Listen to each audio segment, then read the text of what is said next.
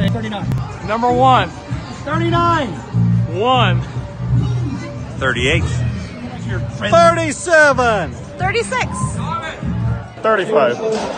34. 33. 32. 31. 30. 29. 28. 27. 26. 25. 24. 23. 22. 21. 20. 19. 18. 17. 16. 15. 14. 13. 12. 11. 10. 9. 8. 7. 6. 5. 4. 3. 2. 1. It's time for mouthwash. Giddy up.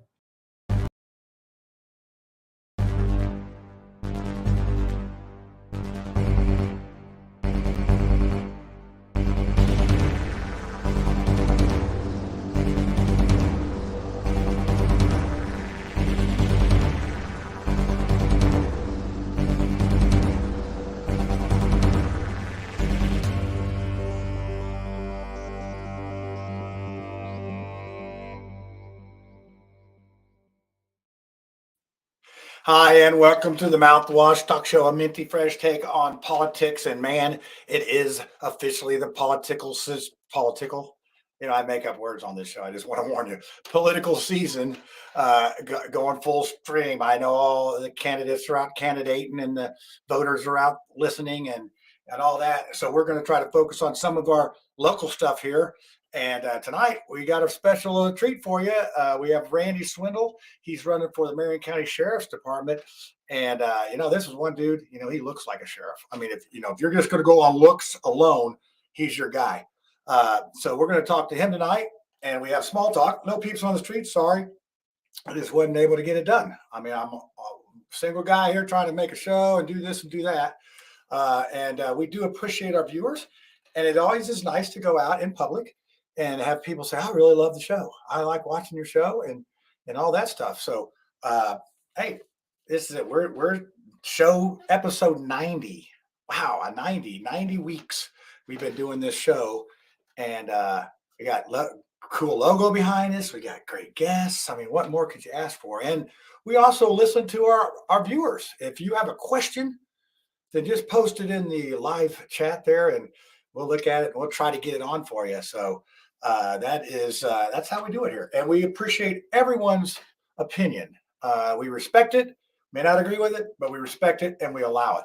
So without any further ado, I'm going to bring on our special guest here. Let's see if we can get him on here. Here we go. Sheriff Swindle, how are you tonight? Oh, I'm sorry, not yet. Wait, after November 9th, I can call you that. So how are you tonight? Outstanding. Thanks, John, for having me on your show. And hopefully November 8th, the people will vote me in and will become your next sheriff of Marion County. Yeah, well, that's the title of this show is A New Sheriff in Town. And I'm always glad to talk to another tradesman who actually has a company that goes out and actually serves the community. And you're in the HVAC business, which is heating and ventilation and cooling. Yeah, you didn't think I knew what that meant. But so if your air conditioner's broke, your heater's broke, hey, there's your guy right there. And this time of the year, you're probably busy with people going, hey, my furnace ain't quite working. Today's been a challenge between trying to answer calls and run service and run for a political office. And, since we won the Carrier National Indiana Award for last year for Outstanding Dealer in Indianapolis, it's been a great adventure and a great bestowed award on myself and the company, thanks to our wonderful customers. Yeah, well, you got a reputation to uphold. Now, you also work, and the reason you're on tonight is because you usually work with the sheriff's office, or what do you have? You have a little nighttime job too. IMPD. Okay. IMPD East District, yes. So you're actually out on the beat, or what do you do there? Yep, I run East District.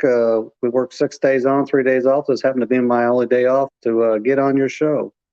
Yeah, it's like last week I said we don't have any guests, and I double booked it. So you won because this was your only time to go. So the other person we'll put them later. But yeah, as I say, sometimes the balls fall out of the air when you're juggling them. Well, you know what? Let's go ahead and tell us just a little bit about yourself and why the heck you're running, and then we're going to get this panel on here, and we're going to see what kind of questions they ask you. Because Dorn has already warned me that used to be a sheriff somewhere or was running for a sheriff. I thought I heard that. That's interesting. Yeah, so he'll have some, and Dorn, he's like, he ain't scared to say what's on his mind. So, and that's what we love about this show. You can do that. Right, and I respect that. As you know, I was on the sheriff's office 20 years, retired in 2019. I spent 4 years down with IMPD, running East District. Great department in itself. Great people work East District. I'm a current instructor, which means I can teach police officers how to ride bikes. Generals instructors. I'm also a physical tactics instructor. Can advise on physical tactics issues within the police. I'm a stops instructor. I could teach traffic stops and the latest and updated stuff. So well-rounded. I'm one of the few. I'm the only sheriff, obviously, who has that ability to teach their own department, you can say. Yeah, and I think it's important. And you know what? One of the things I talk about on this show quite often, 80% of the reason I'm going to vote for somebody is if I can get a hold of them. And so many of these people in office, I reached out to our current sheriff and asked him about coming on a show or coming over to our neighborhood, and you know what? Not even a reply. And Well, I'm sorry that happened to you, John. Well, that's just the nature of the beast, and we see that from both parties. It's not just the Democrats; it's the Republicans as well. So we got to be fair across the board. But you called me. I was like, wow, that's amazing. Somebody that's running for office had actually called me to see how I was doing. So that's a big part for me. If you cannot get a hold of your person that's representing you, then hey, what the heck? Why would you want? What good are they? Why wouldn't you want them servicing you or your community? That's correct. Yeah. And it sounds like you've been out in it for a while, and it sounds like you're running for the right reasons. So let's see. I'm going to go ahead and bring the panel on because our small talk is interesting tonight because he talks about the Civil War. Mark talks about the Civil War and different things, and I think we can use that as a segue for a topic a little later on. So I'm going to go ahead and bring on Ed first because Dorn has said he wants to hear Ed talk. So let's get this thing. How do I get this going? There we go. Okay, Ed, I'm going to do this a little different now. I'm going to put our guest over here. We're going to say hi to you and see if the Prius is all put back together after its, little field trip. Prius is back together and yes, doing well. All right. Snow up there. I'm sure the South Bend is getting like pounded and 18 inches of snow already, right? I am cold. Yes, that's the only way to describe the day is cold. All right. Well, we're going to bring on Lucy next. So, Lucy, you get out here. And what is your final state forfeiture grades? What's that mean? Oh, can't hear you. That was Dorn's doing. Oh, yeah. Well, I've got this little button. Dorn did that. I saw him reach in there and do that. He sabotaged you. I wouldn't doubt it. So, Randy, I'm actually really excited about your candidacy. I'm excited about the idea that there might actually be a candidate that is interested in the individual and personal rights of Hoosiers. And so those are the kind of questions that I want to ask you tonight. One will be about civil asset forfeiture. So you can start thinking about it now about whether or not it's appropriate for the police department to steal from citizens without due process and have that money go back where they can directly benefit from it. That there's just a preview of some of the questioning we're going to see tonight. And that's great. But before we get too serious, Lisa has a question for you, Ed. How many stickers does your Prius have? I mean, that is none. You are un-American. It is state law if you own a Prius to have stickers. Oh, come on. That might be why they stole it. Not even the coexist sticker. I mean, I thought that was mandatory. I thought it came standard. I thought it came factory like that. So hey, I don't know. All right, well, let's get Tiffany out here. Tiffany, how are you this evening? I see you have a big trip to DC. Are you just going to be like some highfalutin lobbyist out there or something, or what do you keep flying back and forth to DC? Do we know some? You know some we don't? The universe is pulling me there, and when the universe pulls, you just go with it. So have a great opportunity to work with the American Enterprise Institute. They're doing a summit. Get to hear from a lot of leaders about just taking a conservative approach to problem solving, things at the national level, things at the international level. So I'm super excited to learn some stuff so I can be smarticle like you, John. Smarticle. Did you just make up a word? That's my job. Don't be trying to take my job. I knew it would resonate with you. Smarticle. It's this isn't rocket surgery, so don't even try it. So, all right, well, we're going to get our guy out here. We're going to get Randy out here, and we're going to start I'll turn the grill on medium for right now, but it may get turned up to high there. So we're going to start with Ed tonight. We're going to start with the Democrat. Ed, our sitting Democrat on the show. And we're going to see what he's got to ask as far as a question on the sheriff or personal with Randy. I mean, you can ask a heating and cooling question. Hey, this is a multifaceted show. Indeed. Hold on, Tiffany. It's Ed's turn. Dawn's going to come to your house. It was a heating and air conditioning question, but I'll hold on to it. Sorry. Yeah, you got to wait. It's Ed's turn. Ed's turn. Go, Ed. Hurry again. Hurry, go. So, being the lefty I am, I'm going to have to come with the marijuana question. And I know that a lot of sheriffs have kind of taken liberty on what to enforce and what not to enforce in the state. And I just wanted to kind of get your position on marijuana and how you would see your department kind of treating marijuana as an offense. Well, that's a good question. And that's a question that's possessed, both by Ryan Mears and Cindy Carasso. And it does funnel down to, your local police departments and sheriff's office. My view, again, it's my personal, these views are my personal views, no direct conclusions with the IMPD and or the Marion County Sheriff's Office. Again, these are my personal views only. So as we go forward, the marijuana laws are, obviously trying to change. It's still a federal law, under federal law, that you can't possess marijuana. It's going to have to take the federal law to change, and then even your state law. I'm assuming, the state legislators will have to work on that to build a law that is enforceable by the prosecutors in the sheriff's office. Yeah, the marijuana law is still legal in Indiana. Does that mean that your local police department or sheriff's office are going to go out and arrest you for a joint? I mean, they can, but whether the prosecutor or prosecutor or not. But it's an avenue we call reasonable suspicion to build a probable cause into something else. It allows you to get in to maybe the car or look something deeper that a crime is or will be committed. So you still use those tools in your tool chest to look further. Just because you're smoking marijuana driving down the street, the Supreme Court ruled that your sense of smell as an officer is reasonable suspicion to stop that vehicle to find out what's going on. Does that mean you arrest them? No, not necessarily at all. But under state law, we as law enforcement officers, and we still have to uphold the law that the state of Indiana and the federal government puts out there for us. Yeah, so that is an interesting question. I mean, it's like as a law enforcement officer, you have certain laws that is not going to get prosecuted. Is what's the point? So that's a slippery slope, and you hit it right on the head with the federal. We have to have the federal permission to get there. I mean, you look at Colorado that legalized that, and then you couldn't go through the bank system because it's federally operated. So they had a big problem having too much cash. But it can be a big problem when you have too much cash. The other problem you're going to have is, even if they legalize it federally and statewide, is, individuals are still going to smoke marijuana and drive. So it's still against the state law to drive while impaired.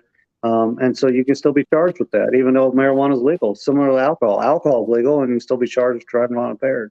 Yeah, you need to set up a checkpoint to the 7-Eleven. You'll catch every one of them. So, all right, we're going to go to Lucy next. Lucy, are you ready with your question? I know you got one. I just can't. I have a whole list. I know you do. Yeah. And Randy, I appreciate it. You are the epitome of what a sheriff should look like. That is for sure. I've read your bio. The sweatshirt and hoodie, and I just came from one meeting to another, and this is my other podcast, so I apologize. I think it's the haircut and the imposing presence. Like, you're the guy I want next to me and if something needs to go Guard my down, right? stuff. So I'm a libertarian. I'm all about individual rights and liberties, and I see the Constitution as the absolute arbiter of what our rights are recognized to be in this country. Um, so where I'm concerned, quite frankly, is the idea that a lot of people in law enforcement will just say, "I was only following orders. I was only doing what I was told to do. The federal government tells me that I have to do this." But we all know that what's legal is not necessarily what's moral. And in fact, a lot of things are legal that are absolutely immoral. So my question for you is, as a citizen, if I'm in Marion County and I don't have a vaccine or I don't have a vaccine passport or I'm trying to go shopping for food, are you willing to arrest me for violating some sort of man-made law that actually is in contradiction to my personal individual liberty as a human being walking the planet? Would you arrest me for not doing what the governor said and having a vaccine or a vaccine passport or a mask? Well, and that's a great question, and that's been posed, throughout, my time in the last couple of years under COVID. Here's what you find, though: is it arrestable offense in at least the state of Indiana or Marion County? No, it's not arrestable offense. You can't be arrested for that. That's more of a civil penalty or a city ordinance violation that goes in fact. So you can be cited for that, but not be arrested for that. That's not an arrestable offense under state law. If it became an arrestable offense, would you arrest me for the crime, the man-made crime of not wearing a mask? Dorn would turn you in.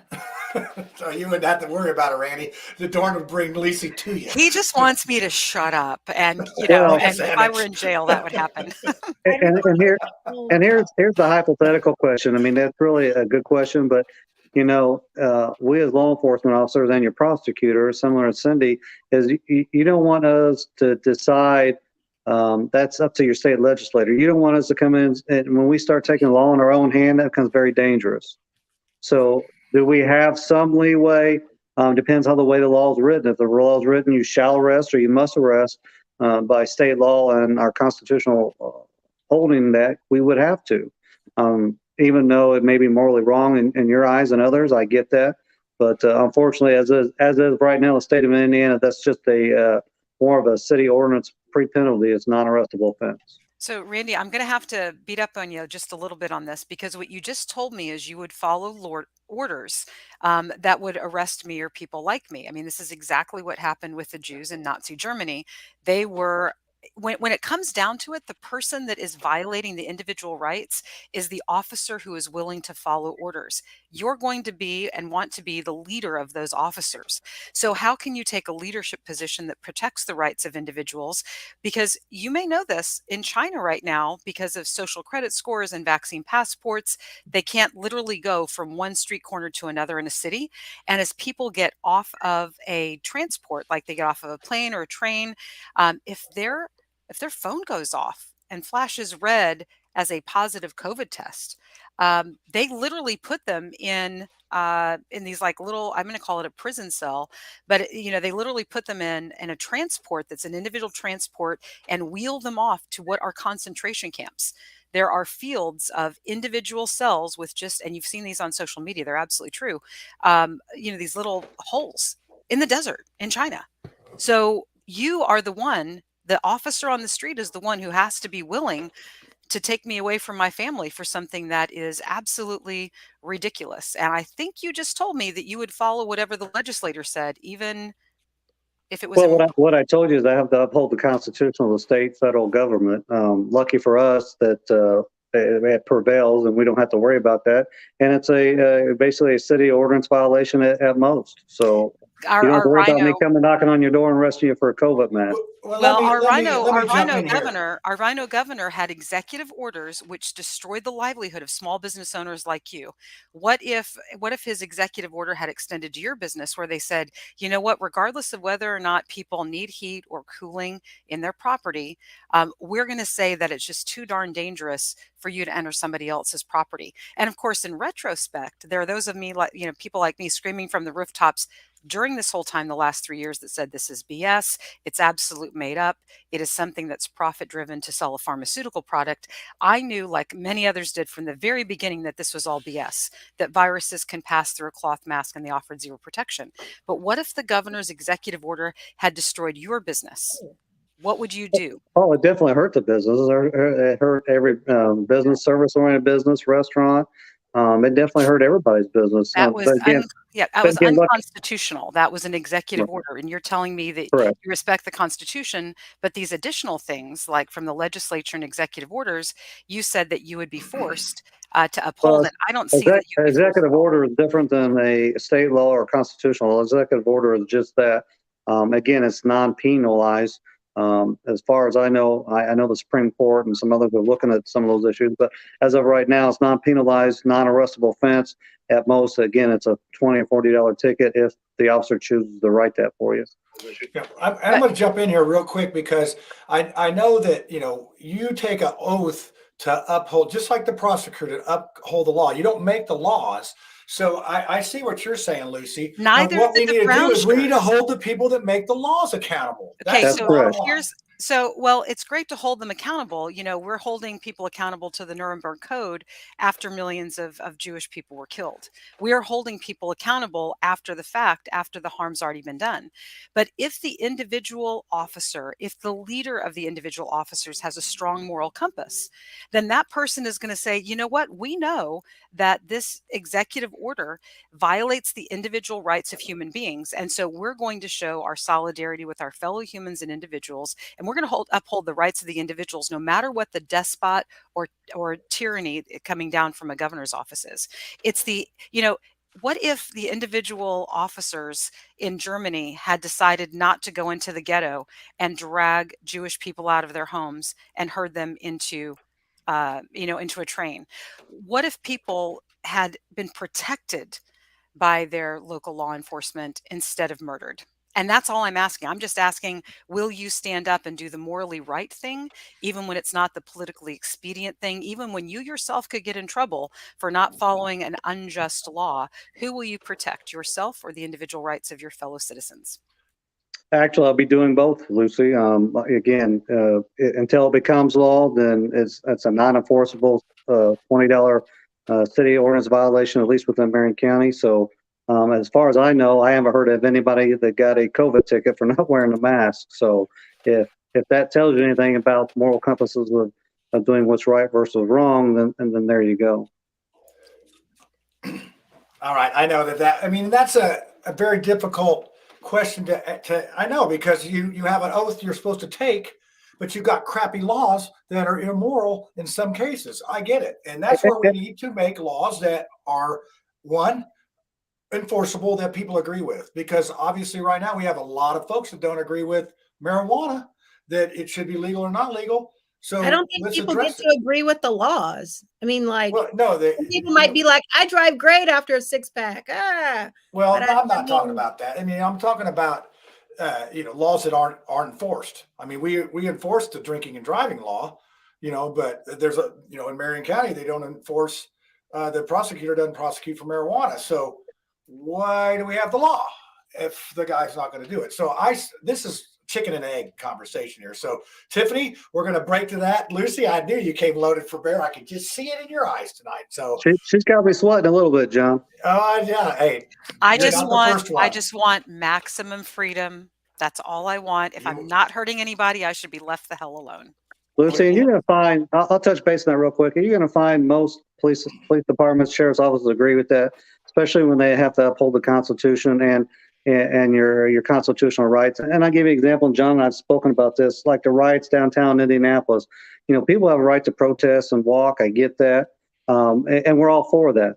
But as soon as you come off that sidewalk and you start damaging people's properties and you start hurting people, now you cross that line. And now you have to, face your criminal actions based on that. And that's what we're going to do, is force that. We want to be able to justify you walking peacefully and doing what you need to do But if you come off that sidewalk and hurt your other businesses or personnel, you're gonna probably go to jail for that. I love that. People that destroy property and the rights of others should be held accountable. So, Correct. yeah, we got an I wish we agreement. could have done more. No, I believe in the non-aggression principle. You're not going to find me aggressing against anybody. I'm not here to take away And anyone's I've property. seen- or I've life. seen- 95% of all people are like that, Lucy, and you're correct. That's the 1 to 2% that ruin it for everybody. And, I've spoken to business owners. I've talked to that, the local police were ordered to stand down. I know that for a fact. The sheriff's office, the sheriff himself told his deputies not to leave or go outside, which is wrong. I'm going to go out there and protect your rights to march, make sure you're safe, but then also protect the rights of civilians and business owners if you come off that sidewalk and start to destroy and create a criminal act. Thank you. Wow, that that's a fresh new idea. That was a serious political thing. And I'm glad that you would have obviously come down on the right side of history. So Tiffany, I see you up there with like 7 questions now, or none. Which is it? So Randy, what motivated you to run? And I'm all about being protected. I'm all about like fund the police. I think that where we mess up in America is when people talk about like defunding the police. It's like, I want my policemen to be trained and well equipped. And if I've done something, write me the ticket. So I very much stand with law enforcement. It's a tough job. Nobody really wants to protect and defend. Because there's a lot that goes into it. People don't realize that, your cops are processing a lot of information and they're trying to stay safe at the same time. So there's a lot going on. So what motivated you to run for sheriff in Marion County?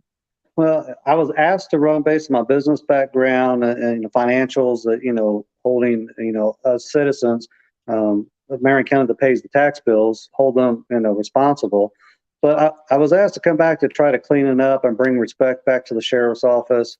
And also, if you read any of my stuff here recently, the sheriff has taken money from those deputies. It's a pay to play and it's ugly. And I suggest he give back that money and let's make it, not political in a way. It's been political for years. Some of those people have been there 20 years and, making $100,000 a year. So I vowed not to take a dime from any of those deputies, and I haven't. And that way I can come in with objective reasoning that put people in positions to succeed, not fail. And I want to leave that office better than I left it before I came into it for the next person. And for the citizens of Marion County, it's very repetitive that you have the local law enforcement, especially with me. What is nice is I work well with all the other law enforcement agencies. Tiffany, you and I have spoken a little bit here and there. And we're going to be able to bridge that gap between the prosecutor's office, the local police departments, getting sex offenders off the streets, out of your parks, and go after those warrants. The jail's empty right now. My goal is to fill it up. Let's hold those accountable and put them in jail. Let's get them their trial dates and let the judicial system work. But we need to move forward. And I want to be out there helping in any way we can. The citizens of Marion County, including business owners, deserve that, and that's what we're going to give them. Okay, I agree with you. So you're talking about Fishers, and I'm interested to understand how you're going to work with our sheriff up here, how we work around the county lines. I was robbed at the movie theater on 96th Street, and that's like the edge between Fishers and I guess Marion County. And what happened is somebody broke into my car while I was at the movies, I guess technically in Indianapolis. And when I took my car to the dealership, the only person who knew there was a pattern was the guy at the dealership. He was like, well, where were you? And I told him, and he said, there's been a rash of cars broken into between the movie theater right there at 96 and 69 and like Cracker Barrel and in that area. So they're just kind of playing between the counties, which I thought was kind of clever for law enforcement. I mean, I'm sorry, clever for criminals, but if law enforcement isn't communicating, then that's not the best for us. But I respect what you do. I really do. Thank you. Oh, but I was going to say about Fishers. Fishers is the 5th safest place to live in the United States of America. Chief Gephardt is amazing, and I feel like he's going to get us up further on the list. They're doing a lot of great stuff up here, and I hope that we can all partner. And then also Greg Garrison, who is running for Hamilton County prosecutor, he is going to be so tough on crime. So anybody from Marion County who thinks that they're going to skate in Hamilton County, the buck stops here. Oh my gosh. Harrison is ready. Tiffany, I talk to criminals, and usually on the west side at Riverside Park, they'll have 1,000 cars come down. A lot of them are stolen. And the criminals tell us they come to Marion County because they know, one, they're not going to be prosecuted. Second, they know they can run and they're not going to be chased and get away. So when you have those two elements, what Hamilton County officials, Johnson County is doing with their prosecutor with Hammer and the tough sheriff they got down there with Dwayne Burgess, who I know very well, they're trying to keep their community safe and keep it here in Indy because it is moving south or east or west. So Fishers and Hamilton County has done a great job. They continue to do so. So Johnson County. So I'm hoping to tap in with, the sheriff that's up there running, Dwayne Burgess, surrounding counties, maybe hopefully can form a coalition that we can keep that information back and forth and keep that from surrounding counties. And let's be honest, if we're tough on crime here in Marion County, it's been shown because I remember when we did it in the sheriff's office. If you're tough on crime and people start trusting the police, reporting it, we're able to get murders off the street, it revolves. And then people don't want to come here. They'll go back to Chicago. They'll go back to Baltimore, wherever, because criminals are opportunists. They go where it's least resistant. Yep. Good question. What makes people trust the police? Last question. Sorry.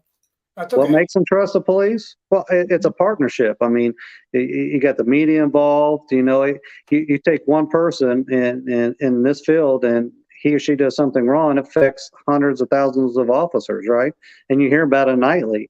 But 99% of everybody that works in this field are great. You do have your percentages that come and go and that are bad, and then they leave. We have less than 1/10 of a second, 1.5 tenths of a second, decide if we're going to take somebody's life. And then everybody has 20 years to decide, what was a daylight, was it right? What did I do wrong? I don't know about you, 1.5 seconds to decide and process and pull your weapon and take somebody's life. And second of all, no one wants to take a life. I don't care.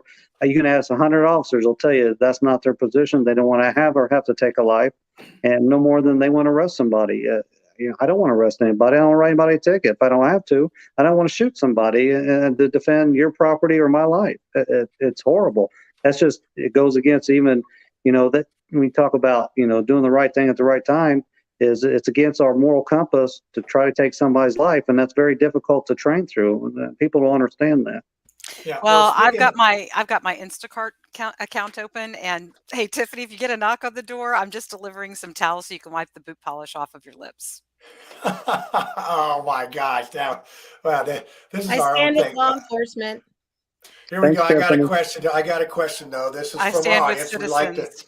We like to bring our questions in from the audience. How about the death penalty? Are you in favor of that, or do you think that's something that's effective, not effective? We're talking about taking lives and stuff. Do you think we're to the point now we're just averaged at least 200 murders a year for the last 4 or 5, 6 years? How do you turn that around without some more consequences? What do you think? Well, again, it's my personal belief and opinion. You have to make sure that everything's been exhausted before you issue the death penalty. And I think most states and stuff think it's still humane to have the death penalty. But it's been put in there. I mean, you can't reform somebody, whether who's taken 5 lives or 10 lives. The chance of them being reformed are probably slim to none. And if they got the death penalty, it's for the reason of that. Now, as you know, most death penalty cases go, and they reverse them, and they're serving life time in prison, which we pay the tax base on that. And I think it's an average of $30,000 a year per person that's in those state and federal jails that cost us taxpayers. Average of 17 years to get that process done. Here's another one. Dorn's got a bunch of questions. Now, Dorn was running for sheriff up in Hamilton. So where do you stand on removing qualified immunity? I think if you do that, and he should well know, and any attorney or judges, you remove that from our type of business law enforcement, you won't have any. Yeah, they will all walk away. Willing to stand behind your actions when police commit crimes such as murdering citizens. It is my personal belief that those monetary damages and awards should come out of that police department or out of the pension fund. There has to be a mechanism to hold bad actors accountable. Well, qualified immunity is based on each individual and it can be taken away. So just because I commit a crime, or let's say I was negligent and I shot and killed somebody, a lot of times they'll have a hearing and that qualified immunity does get taken away. But That is so rare. Can you actually name one when that's happened? Because I can't ever remember that happening in my so lifetime. if you blanket that across for police officers and judges and attorneys, you're going to find that they don't want to be able to practice law because 99% of them they don't want to be held accountable for their actions. You know, I get your point that, you know, you're making a split-second decision and then you can, you know, take that through the courts for 20 years.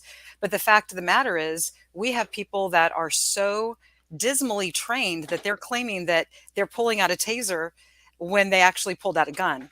And we also have, you know, clear-cut video of people begging for their lives who have committed no crime, crawling through a hotel, murdered in cold blood. And yet police, like other professions, through your unions and through yourself, you surround yourself and, you know, you say that thin blue line. The fact of the matter is if you are really interested in getting bad actors, individual police, you all know who the bad actors are in your departments, in your area, but nobody takes them aside and ejects them from the pool. Well, and that's not true, because I know here recently in IPD has gotten rid of some bad apples or officers who didn't conform or who abused their authority, and they're fired. And that may take a year or two, but they're terminated and gone. And you're right, we know who the bad apples are, and they're adjusted and talked to and trained. If they're non-trainable, they're removed from your local police department. So how do you prevent obviously I can't internal affairs from protecting them? Can he finish talking? Can he finish talking? No, I don't think you can, because you're too busy. Okay, you two, I'm going to put you in timeout. So just be civil to each other. Our show's about civility, and we can't do it ourselves. So that's. No, our guests can't talk. Are we being civil? I know. Each other. So, all right, go ahead, Randy. Sorry about that. We sometimes have questions. And you know, there's got to be, and I agree with, there's got to be a half a medium between, you know, local police and being held to a standard of doing your job. You know, most people, you know, for example, being a police officer, it's the only field roughly that you can go out and say drink and drive in your own personal car, and you can lose your job and you'll never work in law enforcement again. Doctors can still retain their licenses to practice, so are firefighters. But we're the only career that usually, once you've had a mark, or let's say you work for IMPD or a local sheriff, let's say you get written up or suspended, and you apply for another job in 5-10 years and you have nothing in your record. That one suspension will hold you accountable, and you'll never be able to find another job. It's very difficult. Now, I'm not saying that they don't deserve it, because they do, but you know, when you're asking us to protect your property and life, and you're asking us to go and be able to put our lives online to run into a building of a shooter and take action, and then you want to sit back and criticize for 20 years, that's a little hard, but it's needed. I mean, the pendulum swung back a lot left. It's needed. Now it needs to come back towards the middle and adjust and allow officers to do their job, and let's hold them accountable if they make mistakes. I mean, our mistakes, like you said, taking out the taser instead of the gun, well, that's a fine motor movement skill. That's like you being drunk and trying to find your car keys and you can't in 2 seconds. It's very difficult. I'm holding people to a little bit higher standard than that. And they're held to a higher standard. The officer in Florida, the older guy was a reserve, pulled his gun instead of his taser, sentenced to 30 years in prison. The female who did it here recently will be held accountable and sentenced to prison. So they're being accountable for their mistakes. And we're all human. Talking about accountability, here's a good question from one of our viewers, Ryan Mears. If Ryan Mears to win, I mean, I know you're cheering for Cindy. How do you think the relationship will work? Do you think he will work with you to be, you know, on stopping these violent crimes? Do you think that a new sheriff would help? I guess is a basic question there. Well, you have an individual who takes it upon themselves to again enforce or file charges on laws that he thinks is deemable, and it's very difficult. All we can do is go out and continue to do our job and you know, arrest people that need to be arrested on warrants, or if they committed a crime, and submit it to him. And it ultimately comes back on the prosecutor and his deputy prosecutors to file those charges. If they don't, then they don't, and he has to answer for that. Yeah, that's, I mean, I tell you, this is one of the jobs that I don't think a lot of people want. And I think IMPD is down 200 spots right now, or I know they just talked about funding more police, but they're still down, you know, hundreds of officers. And I don't know the total number, but I know they're down. And then how is that? Is the sheriff's office in that position? The sheriff's office is in that position as well. They're down probably 100 deputies and civilians. And then some of it could be allocations, moving their 20 or 30 captains they have making 60,000 a year to other positions that benefits the sheriff's office and the paying customer, the taxpayer dollar. But on the sheriff's side, when you're making 40 or 50,000 a year, no one wants to do that job for that kind of money. So you need to bring that dollar up. Okay, I want to get to Ed again for another question. Ed, you're on deck, but I got one. I'm asking some questions tonight because I'm curious. So back when they separated the sheriff and IMPD, I think that was during the Ballard administration. It got about half cooked, and then it got all sideways and this and that. I just remember it vaguely. Can you explain to me what the heck happened and how did it? What was the good and the bad and the ugly of that? Well, I wasn't involved directly in that. It was 2007 when the merger took place. A lot of the departments all over the country were merging and so forth. Indianapolis was in a unique position in a Unigov, and the sheriff's office and IPD at the time had already services merged. I mean, they used the same range. We used the same garages. We used the same property room. So a lot of the services was already merged and working well together. But what they decided to do was take the dollar base and move it over to IPD and take all the road patrol and detectives away from the citizens of Marion County and move them to IPD. But what happens is everybody knows businesses, including when you take a competing business, it does not bode well for the customer, which is us, the citizens. So they've always had over the years till 2007 a great rivalry. From run times to how many cases they closed. The sheriff's office and department did a better job of closing cases. They had a higher closing rate than IPD. But the end result, the taxpayers end up losing on this deal for multiple reasons. Yeah, I just remember it being a mess, and it got half cooked and half done and all that. And it's just very interesting. And you're finding a lot of places are merging for those reasons. And there's talk about I've been approached and talked about unmerging the road patrol, bringing it back to the sheriff and IPD, so the citizens of Marion County have a better service protected. And that's always an idea. So just to be clear with everyone, how is it done now? I think I glazed over that. Or how is that service taken care of now, presently? Only through IMPD. IMPD handles most of that service. The sheriff's office is in charge of the jail security. All city, county, and property is under control of the sheriff. The sheriff also, gives deputies to help security for Andre Carson. The prosecutor's office. Their job is also to go out and serve warrants, look up and maintain a database, and to help with sex offenders, get them arrested and off the streets.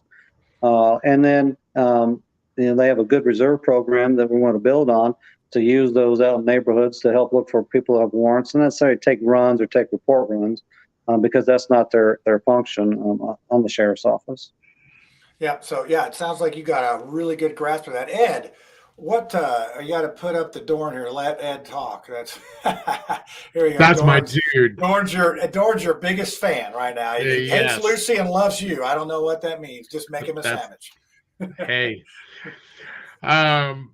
First of all, I'd just like to point out that we've shown multiple cases where police have been involved, where they have been hired from one department, and their track record, it isn't until an incident happens that they realize that there had been prior incidents at other, stops before they got to that one, and they had kind of been passed down the rug. So I hear what you're saying, that some officers do get punished, and that is a career ender, but all too often we hear those reports of officers that were able to get another job.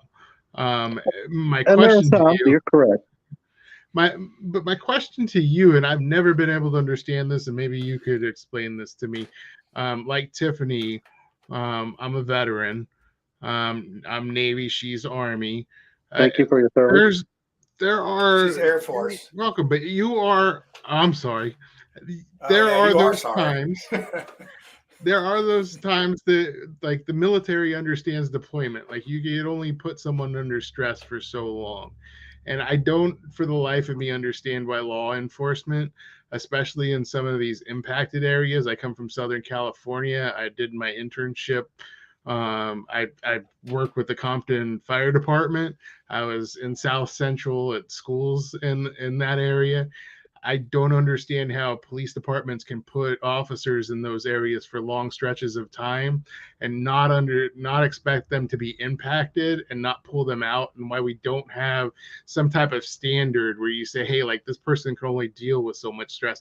And to me, I feel like we do a disservice to our officers by doing that to them. And so I'm just curious, as a law enforcement professional, like what your thoughts on that are. And I totally agree with you. And we talk about PST from our, Army, Navy veteran people that come over, and not take anything away from it, because that is a true, and they need to help mentally and physically. Similar to your law enforcement officers, I always say, go take a ride with your law enforcement officer. Every now and then, it's like having your heart race. We get that little jump of adrenaline, but try 8 hours of that going up and down, up and down. It's very hard on your body. You're emotionally taxed. You come home, you're physically tired. But at the end of the day, like running East District, I mean, I always said, running out there now my 4th year, 5 years is the max, and need to move on and do something different. The police departments, including the sheriff's office, need to have a better mental health programs for their officers. And also, it goes back to the old stigma, at least law enforcement. If you think you were having a problem, you're emotionally breaking, things are problems at home or society issues, you go to talk about it, you usually get fired or you lose your job or you don't trust nobody. Things have come around, but we still got to do a better job of that. If we're expecting a 20-year veteran on your police department, not to have any emotional background, I tell you, I still remember pretty much every suicide, homicide, traffic death, and it stays with you. So I agree with you that we need to have something in place that's even better, and to track that, and mental health for them and their family. I mean, it goes along with, your local veterans and servicemen. We need to do a better job to do that. Yeah, that's a good, and I've been a substitute teacher, and I see what struggles teachers have daily, and, they typically don't have their life in danger. And to think that every time you pull somebody over, they may come out shooting at you. My hat's off to anybody that does that work. It's very difficult these days with what they are. And then Tiffany, it's your turn to ask a question. I see you up there. Don't forget to unmute. I don't have a question right now. I mean, I'm just taking it all in. I mean, okay. Yeah, you look like you had a question. And I know Lucy's. I thought she had a heating and cooling question. Oh, yeah. I do. So, I'm that person deep down inside. I think like every parent, we get to be kind of like cheap dad, like Bill Cosby, like, oh my God, it's cold, put on a sweater. So, like I'm sitting here like kind of cold. It's actually kind of chilly in my house. I refuse to turn the heat on until I absolutely have to. Any issues with that? Is there a point where I probably should turn it on? It's all personal preference. Every family, every house is different. The way it's built, the way it breathes. It's really personal preference. I will tell you, studies have shown, including the National Lung Association, it's better to sleep with a cooler, 68, 69 at night, because it's better for your lungs and your body, and you actually sleep better when it's a little bit cooler. Yay. Yeah, I don't want anybody to revoke my man card, but my wife controls the thermostat at our house. So that's why you put 2 in there. Keep that. Oh, I got 2. I got 3. Yeah, look at Ed. He's going to come get my man card for that. But I do still have the TV controller. Don't worry, I'm not giving that up. If you guys followed my post today, you saw two individuals who had plugged and dirty filters. That's bad to breathe in, and you got to change that filter every month. You don't want to make my list because people look at it every day. It's sort of funny. They want to see who's going to be on that list. It's like the dirty filter list. Of the people, their addresses, or pictures of the filter. I put the pictures of the filter. If you check my Facebook page today, Tiffany, you'll see there were 2 on there. Really? And all I got to say is, at least they were 2 IMPD officers. That's all I got to say. They were 2 different. Okay, yeah, they don't need any more stress, so put them on the blast. Well, you know what? We need a filter for politicians, because I think our filter is really dirty right now and needs changed. So there you go. I did want to say one thing. So when you guys were talking about mental health, I know in Fishers and Carmel, they've done a lot with mental health. I think they're bringing a social worker on board just to help manage the stress. I had the opportunity to be with the Carmel police chief, and we were just talking about some stuff, and he was telling us, we were talking about what happened with Derek Chauvin when, he had the knee on the neck and what was going on in that sense. And as a law enforcement officer, what he thought. And what I loved was he said that when I looked at what was going on, I felt like the police force had was not meeting the mental health needs of that officer. So I love that he totally changed the lens where, if that officer had the training and the support and the mental health work that he needed, there probably would have been a better and a different outcome. So I just loved that. I've been very blessed to interact with the Carmel Police Chief, Chief Gephardt, even Chief Huffman when he was in Lawrence. And I love that we have policemen here that are so professional. They're not gunslingers. They care about the community in different ways, and everything works. So that's one of the things I've really, really been impressed with, like the need for the cameras, the body cameras. Chief Gephardt went to our city council to ask for better gun racks that were easier to protect so that people couldn't take the guns out of the cars. I mean, I'm just impressed with what people are doing to protect members of the community. Just absolutely impressed. That's right. Okay, I see that we have a dissenter here, and I'm going to let you guess who it is. So go ahead, Lucy. Well, my dissension is, back in the days of Mayberry, we had peace officers, and now we have law enforcement officers. Vocabulary and language is extremely important to shape opinions. So I want to go back to the days of peace officers when, the whole intent was to keep the populace safe and to maintain the peace. Now we have law enforcement officers whose job is to enforce laws, whether good or bad. And so my question for you on this one, Randy, is would you stop the theft of goods and from people in the form of civil asset forfeiture? In other words, when you stop somebody and you suspect them of a crime because they have $10,000 in cash, but they have no arrest record, maybe it's me and I'm just on the way to buy some plants at a sale. Would you stop your law officers from taking my cash and stealing from me? I want to know if you're going to stop civil asset forfeiture, because Indiana's in the yellow here. We're getting bad grades in this area. And that's my limited knowledge of this, but I'll do the best I can to give you my honest opinion. And I do know that I think it's in the Supreme Court. There's a ruling of the U.S. Supreme Court from Indiana on, and a matter of fact, it's an IMPD case where they stopped the guy and they took his car and forfeiture and all that. And they're looking at probably changing some of those asset forfeitures. Again, the sheriff's office has very little to do that unless a warrant's issued. But do I think it's helpful? I think it is at times. I mean, can you take it too far? Sure. I mean, if you're dealing drugs out of a house and you're paying cash for the house and it's drug money, I mean, do we just give it back to the drug dealer? There's been no adjudication when money is Right. taken. When money is taken from a citizen, for example, you see this all the time, right? On the audits on YouTube, we have a veteran who's got like $70,000 or $80,000. He's driving across Nevada, and he doesn't have anything to hide, or so he thinks. And so when the police officers ask him, "You've got anything in the car?" and he said, "Well, I just sold my house and I got some cash." They come across the cash, and then they give him a receipt for it, and the citizen is like, "Well, I need my cash." And they're like, "Well, we gave you a receipt." And he's like, "No, I need my cash." And they're like, "You're not getting your cash. You got a receipt." Now that citizen has to take his own money to hire a lawyer. And of course, he doesn't have any money anymore. So the point is that there was no due process.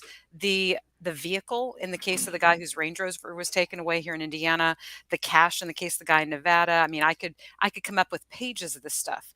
So the problem is that there is an incentive for the police department to steal from the citizens, because that becomes part of the budget. And unless the citizen has the resources to fight back and try and, regain their property, and, it can cost more than $70,000 to get that $70,000 back in attorney's fees. So where does the citizen fight back against the theft? It's not up to you to decide whether or not that person bought their house with drug money or not. You're just making the assumption, and you're not allowed to make that assumption. There's a due process. There's a right, and that's handled through the court system because They have to go to court in front of a judge to adjudicate that process. Stolen their money. You're stealing their money So- first. You're stealing the property of citizens for the benefit of the department. And my other big problem with this, peace officers versus law enforcement officers, is that we are militarizing our police force, and we're giving them all of these hand-me-down tanks and big caliber weapons to use against citizens. I mean, really? This is why you have SWAT teams that can't even figure out what the address is, and they're storming through houses, they're throwing in flashbang grenades and literally killing toddlers, and they're not held accountable for that behavior either because of qualified immunity. So you get these toys and you necessarily want to use them. So I'm against the militarization of police. I'm against police departments being able to line their own pockets by stealing from citizens. Yeah, those are very good concerns. Let's see, I don't have any other information on the civil question side. is, you want to be elected. You want to be elected. You want the job. I don't want your job, man. I don't want to have anything to do with that. We don't handle the forfeitures like IMPD does. So that's something that their attorneys and the court systems have to fight through anytime there's a forfeiture, and they have to go to the judge and get it signed off on. And how come? The process has gotten better ever since that case was here, and it will continue to work on. As demilitarization of the sheriff's office getting tanks and all that, IMPD doesn't. We don't have it. As a peace officer, I'll address that question to you. Policing's got a lot better in the last 2 to 4 years. We're doing a better job of de-escalating. We're doing a better job of not pulling our gun and shooting people that have guns or knives, and we're de-escalating. So we do a lot better job in the last 4 or 5 years than we did 10 years ago, or even 20 years ago.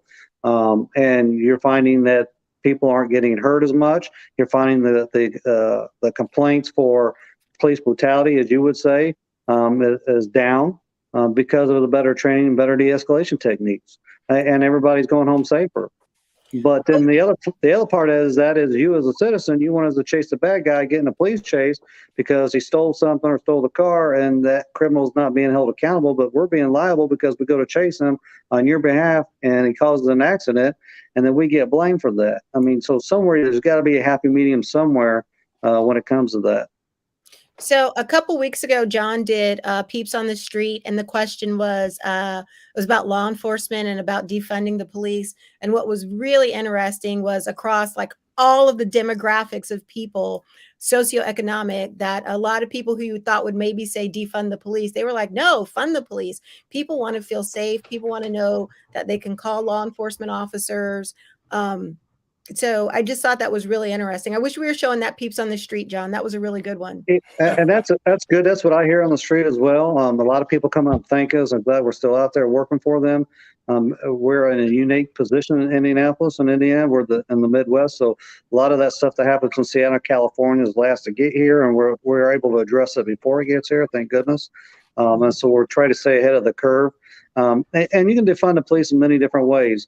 But what the city of Indianapolis has done, and they've done a good job. I mean, give them across the board, Democrats and Republicans, doesn't matter, is they stepped up to fund more, but also fund more into the mental health aspects, which is great, which will serve the city of Indianapolis well beyond in years to come. Yeah. I'd like to say something here because, so much of this gets, fund the police or defund the police. And one of the issues I had was that we had programs here in St. Joseph County that had really good, they were working with young kids who are at risk or had either already gotten in trouble and reduced their rates of recidivism, of getting in trouble. And we pulled funds from those programs to put more towards law enforcement.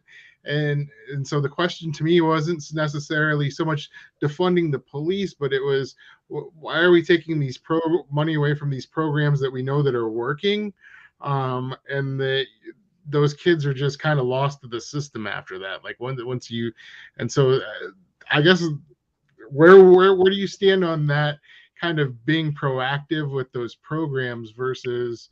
Programs like you suggest work great, and they need to continue here. You need a private and public joint venture. You need your churches out there, like Reverend Harrison. You still need people to step up to continue those programs with the juveniles and all that other stuff. I mean, those are vibrant programs. even the juvenile system. That's where we need to start. And these kids are our future, and they're coming up. I mean, you almost had a 13-year-old girl arrested the other day for shooting somebody. So I agree with you.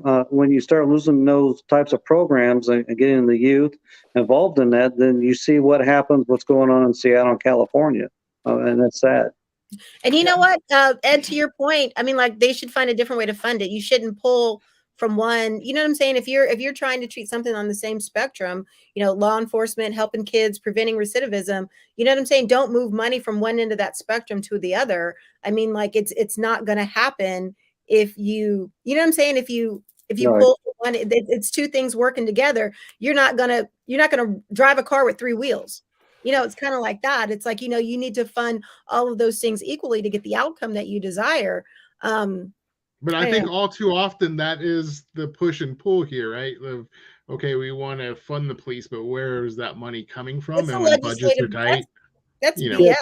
Yeah, Tiffany, and you're right. It's a legislative issue, and I will say, at least the city of Indianapolis, when the mayor and the city county council gave more money to IMPD, the sheriff's office, the prosecutor's office, that was well intended, and that was a great job. I mean, all by all, and those programs will continue, and we need to do a better job. At least they did that instead of taking money away to defund certain programs. So at least the city county council and the mayor's office, along with everybody else, and done the right thing at this point. I'm anxious to see what happens from this point on.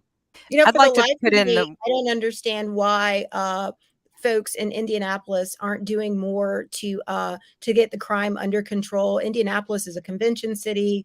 That's what we want. We want people to come here. We want them to feel safe. They've really invested in the hotels and the tunnels, and they want this to be the kind of place where people want to come and do business. And it's a vital part of our economy. And for the life of me, I do not understand why they would want to allow crime in this city to be as it is. There's so many people from these neighborhoods in Marion County that work in the hospitality industry who are just trying to make a living. And I can't, it's like cannibalizing yourself. I mean, for the life of me, I do not understand why the forces that be wouldn't say, you know what, this is a convention city. We were a Super Bowl city. We want to do this again. What can we do to improve Indianapolis? And I'll just leave it there. Well, the good news is we have a council race and a mayor's race next year, so they'll be one to roll out the red carpet. And there are multiple solutions to everything that you just said, Tiffany, and one of them is that there are multiple ways to fund the police. I don't want the police defunded either, but I want the people who benefit from the police to be the ones that are footing the bill. So let's talk about being a convention city. We're the crossroads of America. The convention industry is making money hand over fist, and they would make more money if they made sure that there were, more people to keep them safe. So, neighborhood by neighborhood, we could have private fire departments and private police departments. They could be voted on by the people, just like when you buy your homeowner's insurance, instead of property taxes, you could buy insurance that would cover, somebody that would show up and do the paperwork, right? If you had to shoot an intruder. There are so many different ways to fund this in a free society that I don't want us to get focused and say, this is the only way to do it. So let the hotel industry pay for more boots on the ground. Well, they pay a lot in tax now, but we used to have that before Unigov. Eliminate property taxes, period, end of story. I'm with you on that. I'm going to go with you on that as being theft. But, we used to have that, Lucy, Unigov, and then Lugar as mayor brought us into the Unigov situation. And, it sounded great. And but now it's just a broad blanket that no one can really take care of. So the more you centralize power, the worse it is for individual liberty. Yeah, I think that is a perfect example. Unigov is that where townships lost their ability to do their own thing, and it's all good on paper. It sounds great, but in reality, you just can't standardize. Here in my tiny town, we just this last year had a meeting of our little water co-op, and we rejected the influence of state money and state control. So the people that drink the water in my tiny town are the same, exactly. The people that drink the water are the same people who make the decisions. It's our neighbors. So we voted, all of us, against having the state come in, and they offered a lot of money to take control over our small little water utility. But we're a co-op. We all bought in. We all vote. And that local control means that, the guy down the road from me is not going to vote to poison my water because it's his water too. It's like old Woody said on the the Buzz Lightyear show there, the Toy Story. It's, hey, somebody poisoned the water hole. Okay, last question, because I'll tell you what, I'm impressed with our panel night as always. Even Ed got to talk more. That was impressive. But our viewers have had some great questions, so we're going to end it on a viewer thing. I'll give you all the last word. I thought we had Mark Small. Don't we have Small? Oh, yeah, we got that too. Hold on. Well, I want to do this question, and then we're going to do Mark Small, because really Mark Small's thing, I don't think it really has much to do with the We're sheriff. really a 90-minute show. We're not an hour show. I know it. Yeah. I don't think we're ever going to get it crammed into that. We're a trans time And Randy's show. already been on 3 podcasts a day, and nobody's bothered him all day. I'm sure he's not even tired. So here's a question from Dorn. Would you support 2 officers per car? Do you think that's a good idea, bad idea, or a waste of money, too much funds? What? Yeah, I don't, you a lot of cities still have that, from New York to Detroit. A lot of your local areas have that. That's a study that needs to be looked at again. I think as an officer safety concern, a 2-man car works great. Instead of having 1 officer there, you have 2 at the same time instead of waiting for your backup to come. Or if you're a citizen, somebody intrude in your house, at least you have 2 there at the same time. So, I mean, I think it's something that should be looked at again for multiple different reasons. But then again, you go to staffing issues. I mean, you're talking, New York City and Detroit and here. So I would think that maybe in some hotspot areas that it might be, advantageous to do that, and maybe certain areas, other areas maybe not. I mean, so yeah, I'll tell you, like I said, I'm impressed with everybody tonight, and we do have to play small talk. I got so involved in the show, I forget that I'm supposed to be producing the thing every once in a while. Hey, John, if anybody wants to help, please go to swindleforsheriff.com. They can donate. They can help with walks coming up. Even if they have questions, get to you or go to the website and it sends an email. So I'll be glad to answer any questions. We're going to let you do that again here in a second, but the show's not over. Like Tiffany said, it'd probably go a little long. We can't seem to get it done in an hour, but I'll tell you, this has been an educational show for me. I don't even care about the audience anymore. I just it's all about me learning things here. So what do we got here? Okay. It's got a family kid crying situation, so he's got to take care of that. But we'll go ahead and let's play the small talk, and then we'll have a couple questions after that, and then we'll have our final comments. And hey, we got conspiracy theory coming up, so we still got stuff to do. So stay tuned, and let me get the right one here. And here you go. I'm Mark Small. This is Small Talk for October 18th, 2022. People have been talking the last couple of years, getting ramped up about the possibility of civil war. I really think people need to think hard and long about whether or not we really want a civil war and what a civil war would entail. Let's look back at 1860 to 61. You had states secede from the Union, entire states. When they did, 4 of them issued secession statements saying why they seceded. They seceded because they wanted to maintain slavery. Can't get around that. Today, what would they be seceding for? Any claims of election fraud have been debunked by Republicans, okay? So there's really no clear-cut reason. What would a civil war look like? We wouldn't have full states withdrawing from the Union because a majority of people in each state would oppose it. So you'd have people, maybe some counties, I know that there are some counties in Idaho or Montana wanting to secede to the other state. So you might have counties wanting to do that. Actually, during the Civil War, counties in the South wanted to secede from the Confederacy because they didn't want to support a rich man's war, which was what they saw the Civil War as being. Okay, so why is that important for us to consider right now, other than the bloodshed and the chaos that really Putin wants? That's why he's really fomenting so much stuff. Well, we'd have to look at the fact that people would be marching through the streets where they could with hoods on, but more likely they would break into people's houses in the middle of the night, drag people out. They'd shoot people. Before that, before an election, that's what we're looking at right now, the midterms. They'd be trying to intimidate people from being able to go to the polls and vote. And bullies and cowards would try to make as good a show as they could to take over our state, and our country. So we have a candidate for sheriff. We should ask that sheriff, would you fulfill your oath to protect and defend the Constitution of the United States, state of Indiana, and our people? Or would you follow whatever it is some rumpots want to do to take over this state? We should ask everybody that question. And if anybody hesitates, you shouldn't vote for that person. Now, my name's Mark Small. I'm a Republican nominee for Indiana House District 86. My picture and my name don't appear on the Marion County Republican Party kind of stuff for candidates in this election, but who cares? This is small talk. Peace. Let's hope we get this stuff. All right. So, hey, I think Lucy sort of touched on that already. And I was wondering if we were going to get to a question on that. Hey, Tiffany, how'd you get down there on the bottom? That's all good. I know you had to go out and come back in there. So, but yeah. So, and, one of the things is about parties in general.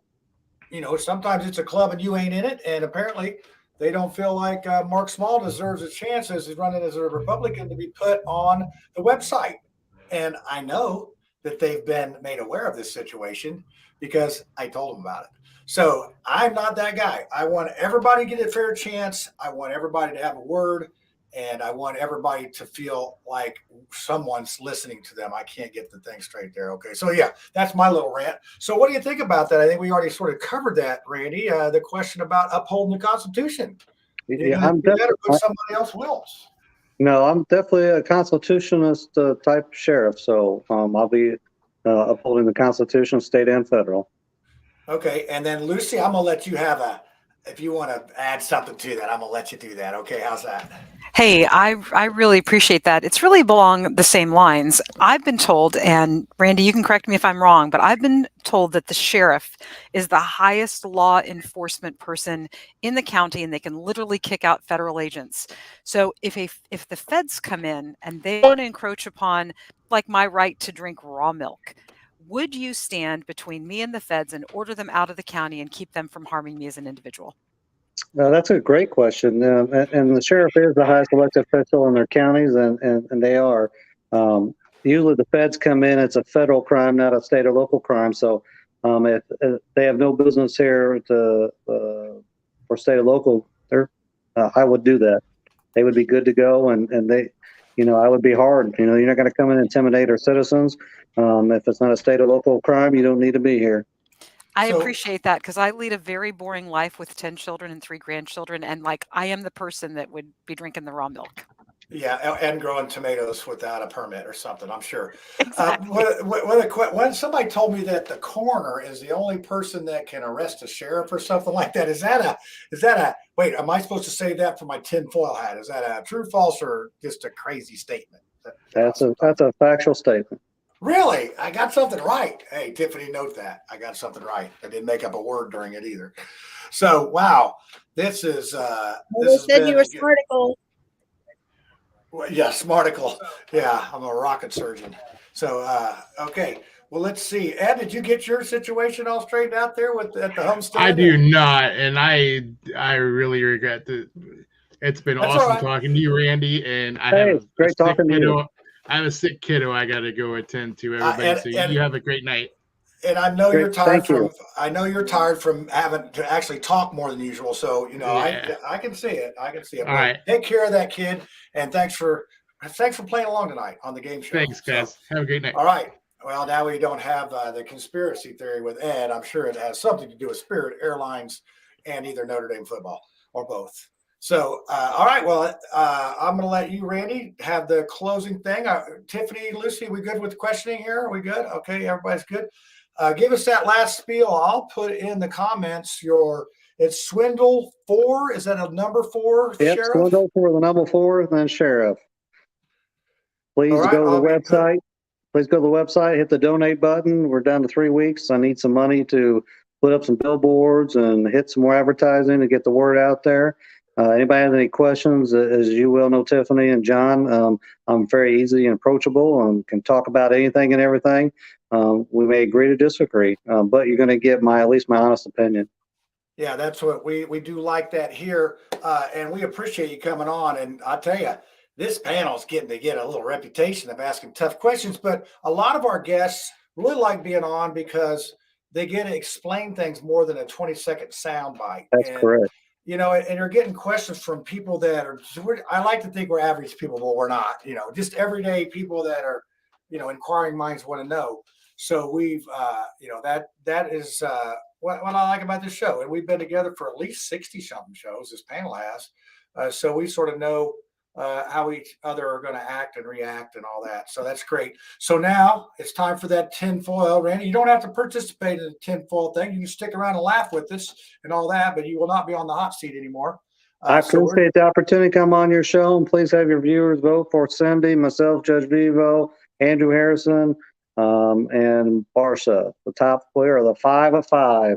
5 of 5 in Marion County. I like it. A teamwork effort. And I think to get some changes made, if you want change in Marion County, hey, it's time to put a new team in. I mean, we need a new starting lineup. You're starting 5. That's what you guys ought to be called, the starting 5. It's a new basketball season and it's a new political season. All right, well, we're going to do this now. You want to stick around for this? Are you out or? I am out unless you want me to stay. I'll be glad to stay if you need me to stay. You don't have to stay. We'll let you off the hook tonight. If you guys have any questions and you want me back on the show, or just reach out, let me know. I'll be glad to. We'll do it. We got there in the comments. Swindleforsheriff.com. Donate today. Support your local sheriff and pass the ammunition. Right. All right. Hey, and Randy, if you want to stay, we do have like a show after the show that the general public is not entitled to see.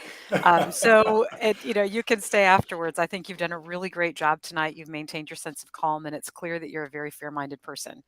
I try to be, and Lucy, I appreciate the opinions. It's good to see, because I don't always have the right answers, but it's good to see that everybody works well together. And I'm glad to see you stand up for what you believe, and that means a lot. Yeah, and Lucy does not hand out compliments like it's trick or treat candy. I'm telling you that. So you get okay. You can impress her. You've done something there. Like maybe even live if in Marion County again if Randy were sheriff. I mean, we left Marion County over 20 years ago because it was just not a great place to live, and we went up to Hamilton County into Fishers because, like Tiffany said, it's the most awesome place ever. Well, Lucy, I'm gonna do my best to clean it up and make it safe, and we're gonna make it fun again. We're gonna make it fun, and so that's my goal. I like that. I like that. All right. Well, here's the tinfoil segment. So get ready for your hat. Hey, y'all. It's time for the conspiracy theory. So you better get your tinfoil hat out and let's see what's going on this week. I didn't see the disclaimer across the bottom. Oh, I'll get it. I got it. I got it. Don't worry. I didn't know if it had been sent out for repairs for that one. No, I fixed the spelling though. It's not thoracices anymore. Have you ever seen that thing on Jeopardy Saturday Night Live when they have Sean Connery on there, and he mispronounces the words, and it was like the thing was a therapist, and it says the rapist.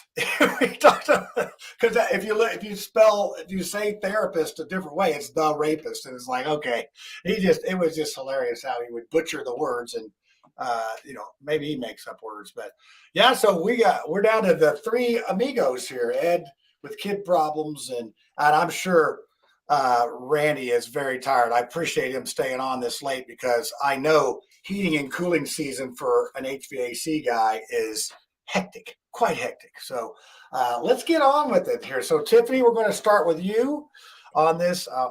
You can just watch if you want. Me and Lucy will take this. It's going to be a Bill Gates smash fest tonight. It's just going to be boom, boom. Come on, Bill Gates, take that. We got you.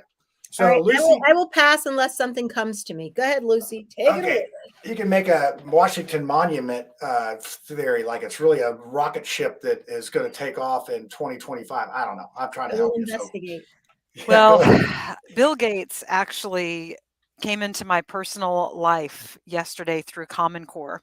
So it was the last day. So this is my conspiracy theory, right? Bill Gates and Common Core intended to dumb down our children.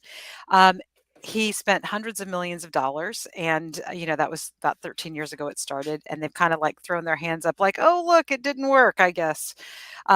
So my daughter came to me in tears. She's a 4th grader. She's in the advanced math. Here they're doing this stupid stuff with long division, and she's crying because she can't figure it out. And I'm looking at her book going, well, this is the stupidest crap crap ever. How are they trying to teach these kids?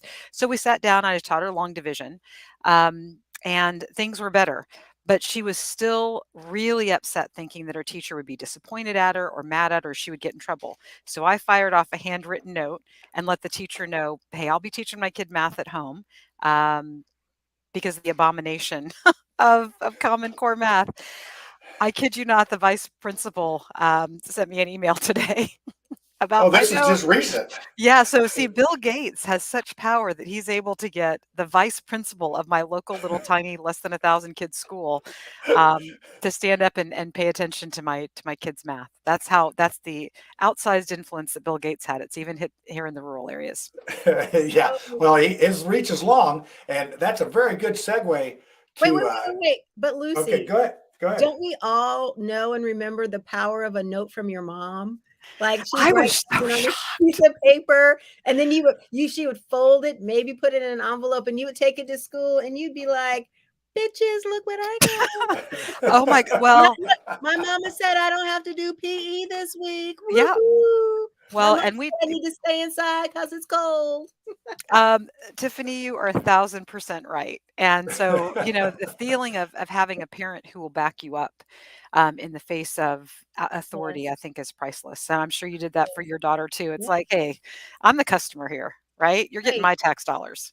Right. And I wonder, John, I mean, from the teachers you work with, do parents even still do handwritten notes? I guess they do emails now. No, well, no, it comes from the office now. So you'll get a note from the office saying this kid needs to go to a certain area at a time. So the note goes somewhere else and then it comes out. So it sort of sums up our education system with the bureaucracy that is involved.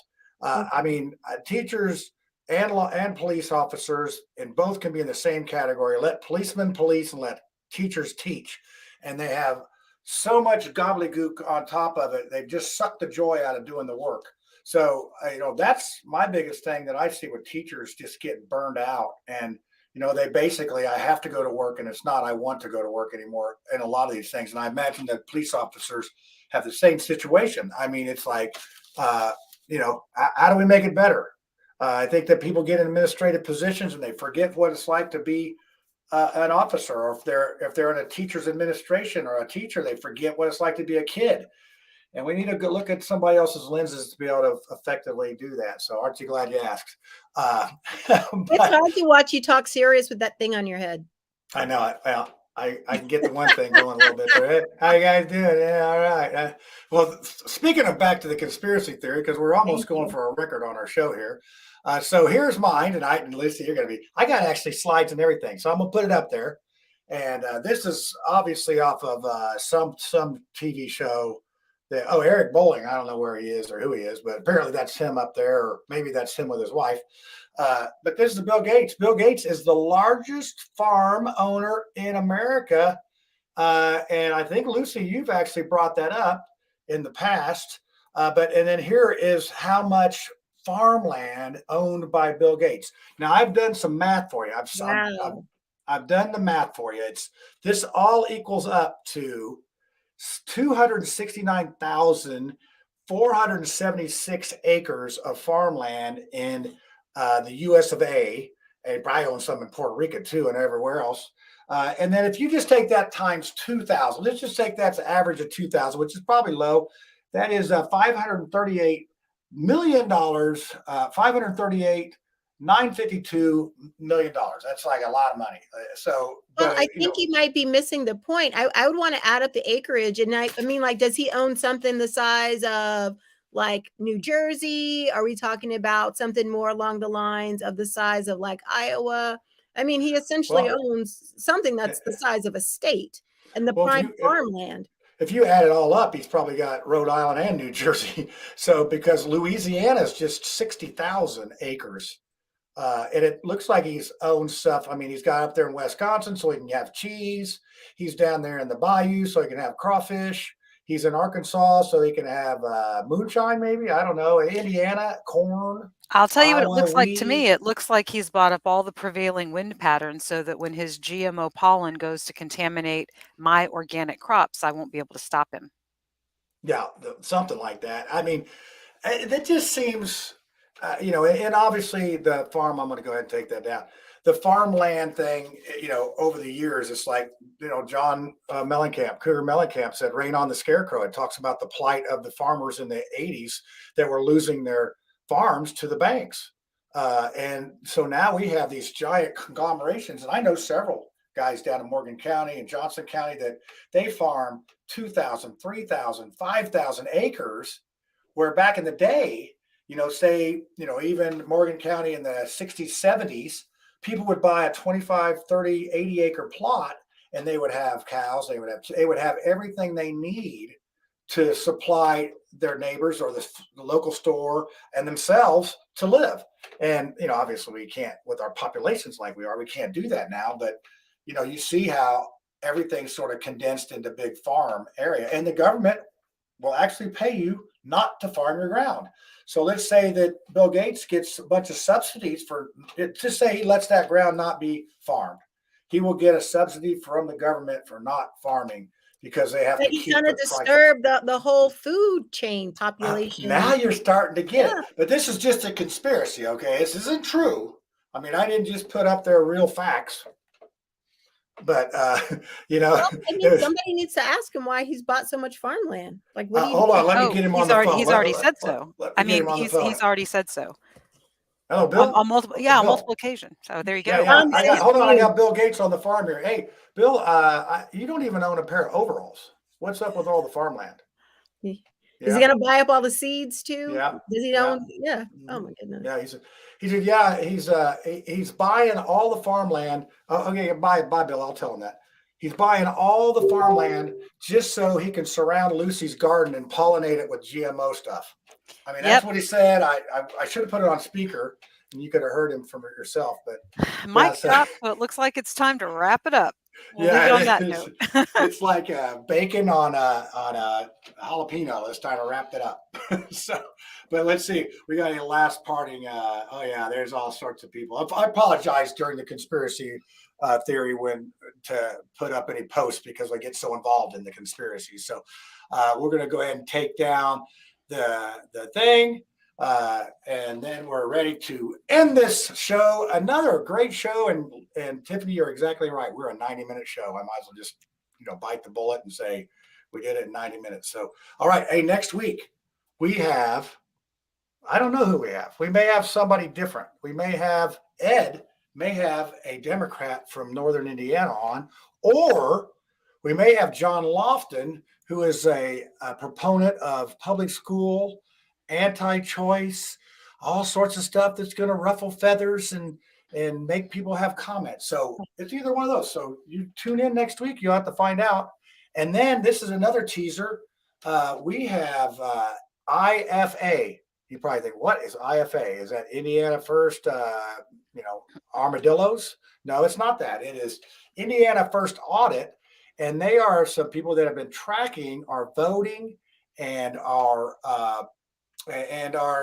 election system. So they're going to invite us. Oh, wait, hold on. We got a guest back in here for the end. Hey, Ed, you good to see you. You get everybody taken care of there? Hey. Yeah, we're good. We're getting ready to wrap it up here, but I don't know if you had any conspiracies you want to put in there.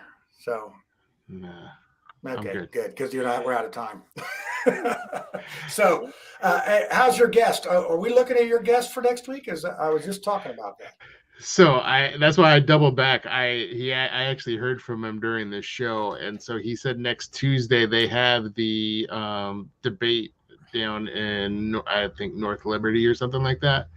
And so he said he couldn't make it next Tuesday. So I'll get with them and find out if we can work something else or figure something else out. So yeah, he said he was really excited to do the show. Unfortunately, the timing just didn't work for next week. We are Tuesday night at 9:00, which is, it's the good news is it's later at night. The bad news is it's Tuesday night at 9:00. So at least we're not competing with the Cosby Show. So there's that.